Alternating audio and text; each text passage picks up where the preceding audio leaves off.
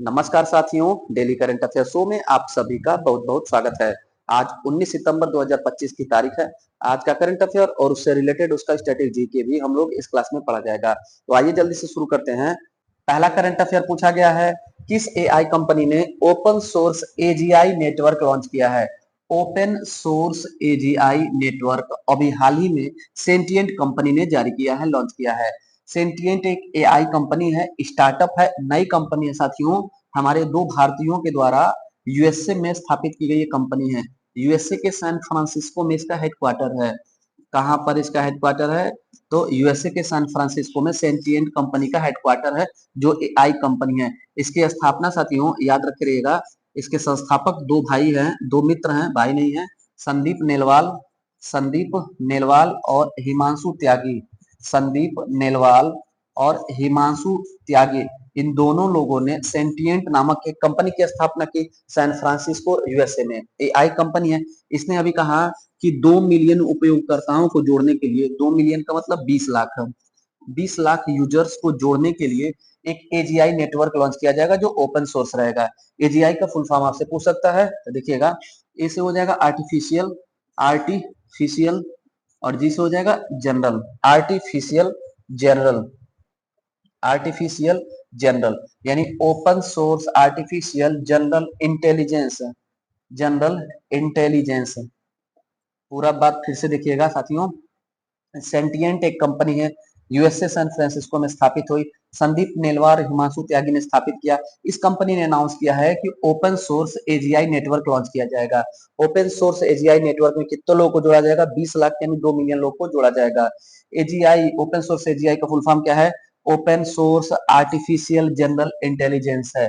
अब आपके मन में ये प्रश्न होगा कि आखिर किस लिए है, ये काम क्या करेगा, इसका उद्देश्य क्या है? तो साथियों, ये रियल टाइम यानी कि एकदम तत्कालिक समय में रियल टाइम आपको खबर यानी कि जो भी न्यूज समाचार है उस खबरों से अपडेट कराएगा। दूसरी बात, यह रियल टाइम आपको इन्वेस्टमेंट की जानकारी देगा, रियल टाइम इन्वेस्टमेंट की जानकारी और रियल टाइम खबरों का, न्यूज का जानकारी देगा ओपन सोर्स एजीआई।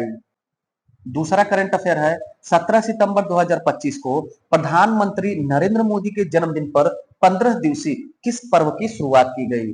उत्तर होगा सेवा पर्व। सेवा पर्व की शुरुआत अभी हाल ही में 17 सितंबर को की गई।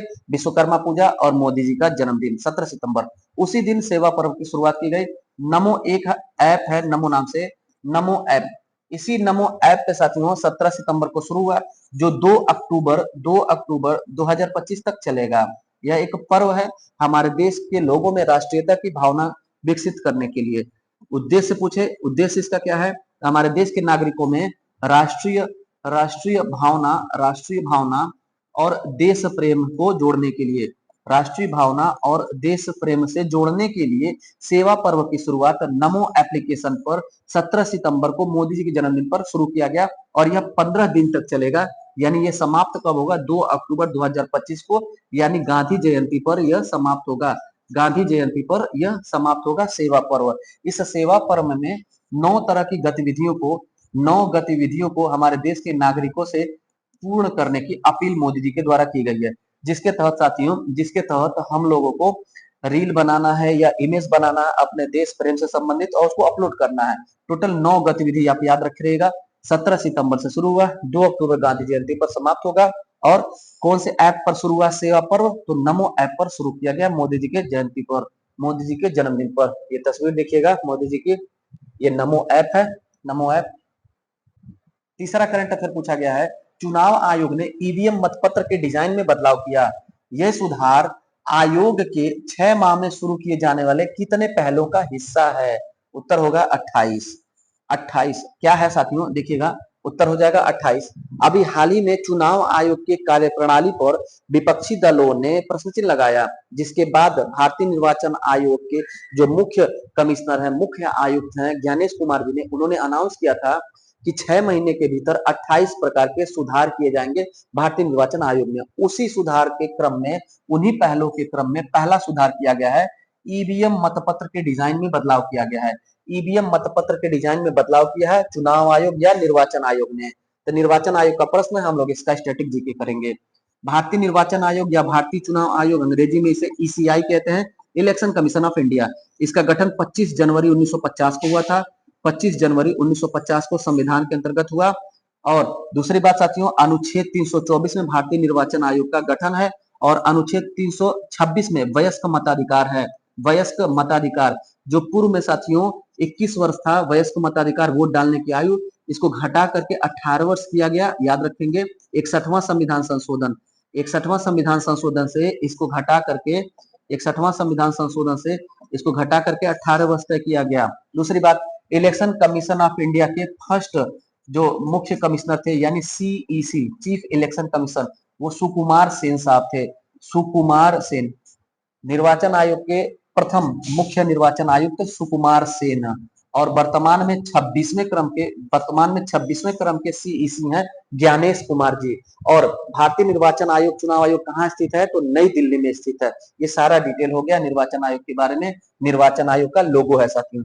25 जनवरी को हर साल हमारे देश में राष्ट्रीय मतदाता दिवस भी मनाया जाता है। राष्ट्रीय मतदाता दिवस, राष्ट्रीय मतदाता दिवस कब मनाया जाता है, तो 25 जनवरी को मनाया जाता है। क्यों मनाया जाता है, तो 25 जनवरी 1950 को भारतीय निर्वाचन आयोग का गठन हुआ था। चौथा करंट अफेयर पूछा गया है, भारत ने हिंद महासागर में किस स्थान पर सैटेलाइट ट्रैकिंग स्टेशन स्थापित किया। इंपॉर्टेंट पर साथियों, चागोस द्वीप समूह। चागोस द्वीप समूह में, यहाँ पर द्वीप समूह है साथियों, यह द्वीप समूह याद रखिएगा, ये मॉरिशस का द्वीप समूह है। अभी चर्चा में रहा है क्योंकि मॉरिशस के प्रधानमंत्री नवीन चंद्र राम गुलाम जी हमारे देश की यात्रा पर थे।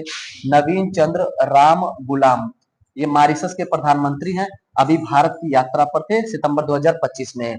ये चागोस द्वीप समूह साथियों, यह पहले यूएसए और यूके, यूनाइटेड किंगडम का एक सैन्य अड्डा था। यूएसए और यूके का सैन्य अड्डा था। इसको स्वतंत्र कर दिया गया, स्वतंत्र करके इसको संप्रभु बना दिया गया, स्वतंत्र और संप्रभु कर दिया गया चागोस द्वीप समूह को।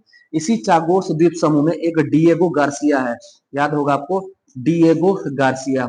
असल में साथियों डिएगो गार्सिया जो है, यही इस द्वीप समूह में एक द्वीप था जो यूएसए और यूके का सैन्य अड्डा था। ये तो द्वीप समूह हो गया, कई सारे द्वीप हो गए इसमें।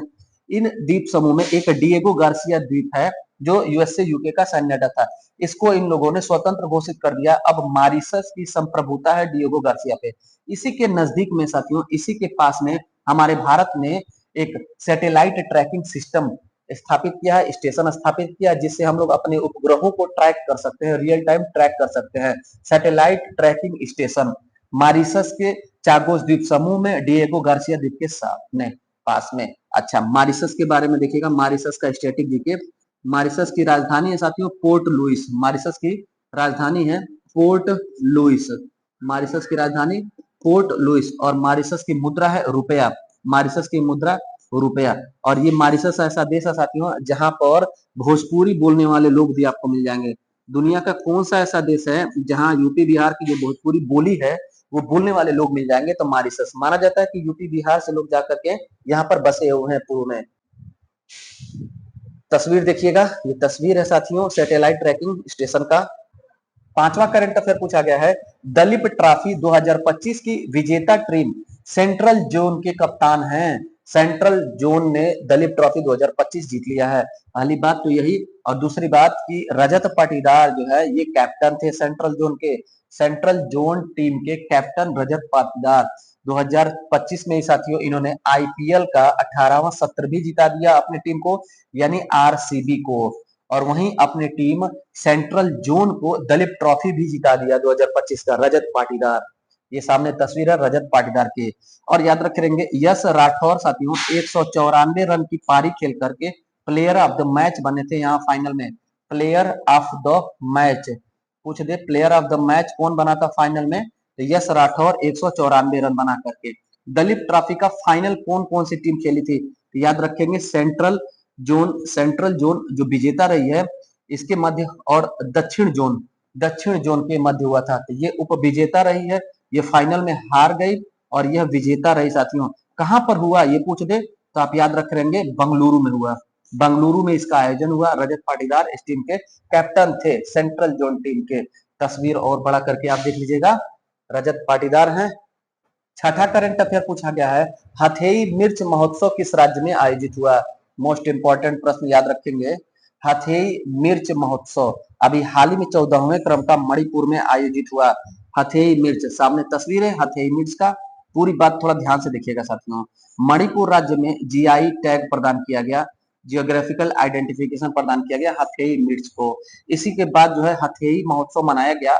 वैसे ये 14वें क्रम का महोत्सव है हथेई मिर्च महोत्सव। ये मिर्च है, इसकी विशेषता दो बात आप याद रख लेंगे क्योंकि जीआई टैग मिला है ना साथियों। पहली बात की लाल लाल चमकदार मिर्च है, लाल चमकदार मिर्च है और सुगंध तीखा युक्त है, सुगंध व अत्यधिक तीखा मिर्च है। जीआई टैग प्रदान किया गया मणिपुर में और उसके बाद जो है हथेई मिर्च महोत्सव 14वें क्रम का मनाया भी गया। जीआई टैग से संबंधित आपको कुछ बातें बता दें, एग्जाम के पॉइंट ऑफ व्यू से बड़ा इंपॉर्टेंट है। जीआई एक्ट हमारे देश में 1999 में लागू हुआ। 1999 में जियोग्राफिकल आइडेंटिफिकेशन एक्ट बनता है, जिसके बाद एक्ट बनता है ये साथियों, जिसके बाद 2003 में यह पूरे देश भर में लागू होता है। इम्प्लीमेंट कब होता है? 2003 में। एक्ट कब बनता है? 1999 में। इसके बाद 2004 में पश्चिम बंगाल का, वेस्ट बंगाल का दार्जिलिंग चाय, पश्चिम बंगाल का दार्जिलिंग चाय को पहला जीआई टैग का दर्जा दिया जाता है। तो भारत का पहला जीआई टैग का दर्जा किसको मिलता है? दार्जिलिंग चाय को मिलता है। दार्जिलिंग चाय पहला जीआई टैग का दर्जा किस वर्ष में? तो 2004 में। और ये साथियों 10 वर्ष के लिए जीआई टैग दिया जाता है, ये नहीं कि एक बार दे दिए तो जीवन भर रहेगा। जीआई टैग का दर्जा 10 वर्ष के लिए दिया जाता है।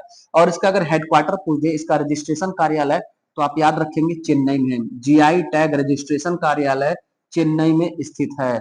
अभी हाल ही में वर्तमान में हथेई मिर्च को जीआई टैग दिया गया मणिपुर में। तस्वीर देखिएगा इस मिर्च का। 7वां करंट अफेयर पूछा गया है, नया प्रीमियम एथनिक वियर ब्रांड सौराग्य मिंत्रा ने किसके साथ लॉन्च किया?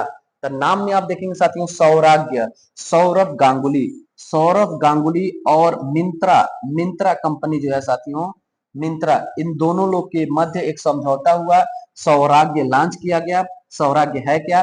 तो एक प्रीमियम एथनिक वियर ब्रांड है, वियर मतलब पहनना साथियों, कपड़ा वाला ब्रांड है, प्रीमियम क्वालिटी का है। एथनिक का मतलब हुआ कि साथियों यह बंगाली, बंगाली सांस्कृतिक समृद्धि को दर्शाएगा, बंगाली सांस्कृतिक समृद्धि को दर्शाने वाला कपड़े का एक ब्रांड है। बंगाली सांस्कृतिक समृद्धि को दर्शाने वाला कपड़े का ब्रांड है, नाम है सौराग्य। संबंध किससे है? तो मिंत्रा कंपनी से। किसके साथ लॉन्च हुआ है? सौरभ गांगुली के साथ लॉन्च हुआ है।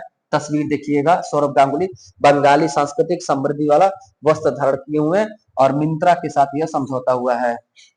8वां करंट अफेयर पूछा गया है, सांख्यिकी व कार्यक्रम कार्यान्वयन मंत्रालय द्वारा जारी रिपोर्ट के अनुसार कुल बेरोजगारी दर घटकर कितनी रह गई?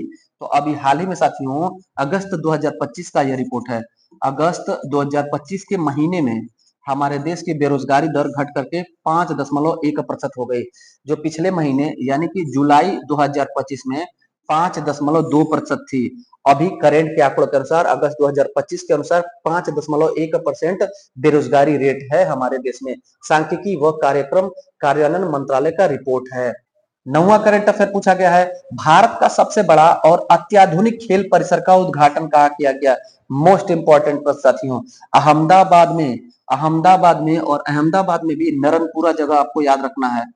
नरनपुरा अहमदाबाद में भारत का सबसे बड़ा और अत्याधुनिक खेल परिसर का उद्घाटन अभी हाल ही में हमारे देश के गृह मंत्री और सहकारिता मंत्री, हमारे देश के गृह और सहकारिता मंत्री अमित शाह जी ने उद्घाटन किया। किसने उद्घाटन किया? अमित शाह जी ने उद्घाटन किया। कहां पर? नरनपुरा अहमदाबाद गुजरात में। नरनपुरा अहमदाबाद गुजरात में भारत का सबसे बड़ा और अत्याधुनिक खेल परिसर का उद्घाटन किया। साथियों इसके साथ ही जो है यह एशिया, एशिया व भारत का, एशिया व भारत का सबसे बड़ा खेल परिसर हो जाएगा, एशिया और भारत का। चूंकि उद्देश्य है साथियों हमारे भारत को 2047 तक खेल राष्ट्र घोषित करना, ये बात याद रखेंगे आप। 2047 तक लक्ष्य है, टारगेट है, हमारे भारत को खेल राष्ट्र बनाना है। और ये साथियों अहमदाबाद हमारे भारत की और एशिया की खेल राजधानी के रूप में भी विकसित हो रहा है। हमारे भारत की खेल राजधानी अगर आपसे वर्तमान में पूछ दे किसको हमारे भारत की खेल राजधानी या एशिया की खेल राजधानी कहेंगे, तो अहमदाबाद को कहा जा रहा है, याद रखिएगा। यहाँ पर देख लीजिए उद्घाटन करते हुए तस्वीर। 10वां करंट अफेयर पूछा गया है, यूएनओ द्वारा दूसरे कार्यकाल के लिए संयुक्त राष्ट्र महिला यूएन वुमेन का कार्यकारी निदेशक नियुक्त किया गया। कार्यकारी निदेशक यूएनओ द्वारा संयुक्त राष्ट्र महिला यानी यूएन वुमेन का नियुक्त किया गया है डॉक्टर सीमा सामी बहुस को। डॉक्टर सीमा सामी बहुस पूर्व में भी यूएन महिला की ईडी थी साथियों, एग्जीक्यूटिव डायरेक्टर थी। वर्तमान में पुनः से इनको दूसरे कार्यकाल के लिए डॉक्टर सीमा सामी बहुस को यूएनओ के द्वारा ईडी नियुक्त किया गया है, यानी एग्जीक्यूटिव डायरेक्टर नियुक्त किया गया है। दुनिया भर में लैंगिक असमानताओं पर कार्य करना, महिला अधिकारों की रक्षा करने के लिए यूएन के एक सहयोगी संस्थान है यूएन वुमेन, उसी की प्रमुख नियुक्त की गई है, ईडी नियुक्त की गई है डॉक्टर सीमा सामी बहुस। ये नियुक्ति हुआ है तो साथियों किस देश की है, ये हमसे परीक्षा में पूछ सकता है। ये जॉर्डन देश की है, जॉर्डन देश की। और जॉर्डन देश की राजधानी आपसे पूछे तो जॉर्डन देश की राजधानी है अम्मान, और जॉर्डन की करेंसी है दिनार। इनका तस्वीर देख लीजिएगा साथियों। 11वां और अंतिम करंट अफेयर पूछा गया है, विश्व ओजोन परत संरक्षण दिवस मनाया जाता है। तो हर साल 16 सितंबर को विश्व ओजोन परत संरक्षण दिवस मनाया जाता है। विश्व ओजोन परत संरक्षण दिवस 16 सितंबर को मनाया जाता है। क्यों मनाया जाता है? तो 1987 में कनाडा में 1987 में कनाडा देश में मॉन्ट्रियल एक शहर है, कनाडा के मॉन्ट्रियल शहर में एक समझौता होता है जिसे कहा जाता है Montreal protocol. Montreal protocol ozone परत के संरक्षण से संबंधित है। ओजोन परत का संरक्षण से संबंधित है। ओजोन मतलब O3 साथियों, याद रखिएगा। हमारे पृथ्वी पर जो वायुमंडल है, हमारे पृथ्वी के आसपास ऊपर, उस वायुमंडल में जो ऑक्सीजन होता है, एक नवजात ऑक्सीजन और एक पूर्ण ऑक्सीजन, ये दोनों जब मिलता है तो ओजोन का निर्माण होता है। ओजोन हमारे पर्यावरण और हमारी पृथ्वी के लिए एक सकारात्मक चीज है, एक रक्षा कवच है। किसके लिए? तो देखिएगा, ये हमारी पृथ्वी है और पृथ्वी का ये पांचों वायुमंडल जो है, क्षोभ मंडल, समताप मंडल, मध्य मंडल, आयन मंडल और बहिर्मंडल, इसमें जो समताप मंडल है दूसरा वाला समताप मंडल, इसी समताप मंडल में O3 यानी ओजोन का लेयर पाया जाता है। 1980 से 90 के दशक में देखा गया, फ्रिज जो हम लोग पृथ्वी पर यूज करते हैं, रेफ्रिजरेटर, प्रशीतक, इससे सीएफसी गैस निकलता है, क्लोरोफ्लोरोकार्बन गैस निकलता है। ये क्लोरोफ्लोरोकार्बन गैस जा करके हमारे पृथ्वी पर दक्षिणी ध्रुव पे, हमारे पृथ्वी पर जो दक्षिणी ध्रुव है, अंटार्कटिका महाद्वीप, यहाँ पर इसने ओजोन परत के छिद्र को हटा दिया था, यानी ओजोन के परत में छिद्र कर दिया था। कहां पर? दक्षिणी ध्रुव पे। किस वर्ष की बात है यह? तो यह 1980 से 90 के बीच की बात है। परीक्षा में दे देता है 1990 के दशक, तो यही 1990 का दशक है।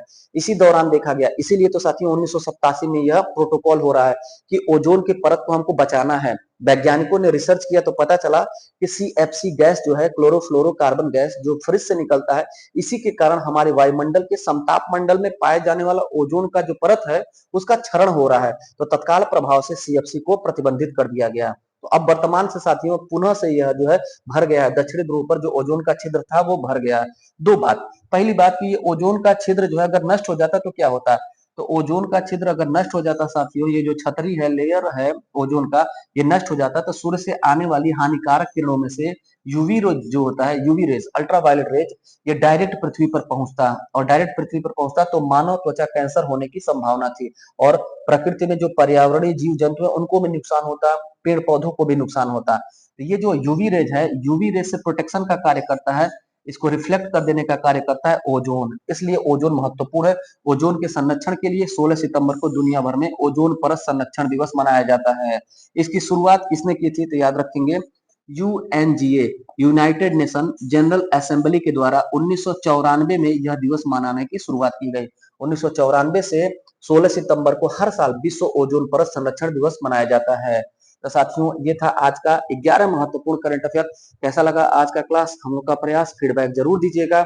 और साथियों अगर वीडियो पसंद आता हो तो आप लाइक जरूर करिए। देखते हैं आप लोग लेकिन लाइक नहीं करते हैं। लाइक करने से आपके गुरुजी का मनोबल बढ़ता है, तो लाइक करिए। और बाकी आपकी कोई भी क्वेरी हो तो कमेंट बॉक्स में जरूर पूछिए। किसी भी प्रकार का आपको शॉर्ट वीडियो या लाइव वीडियो किसी भी तरह का क्लास चाहिए तो आप कमेंट करिए। बाकी मिलते हैं फिर अगले क्लास में, तब तक के लिए धन्यवाद।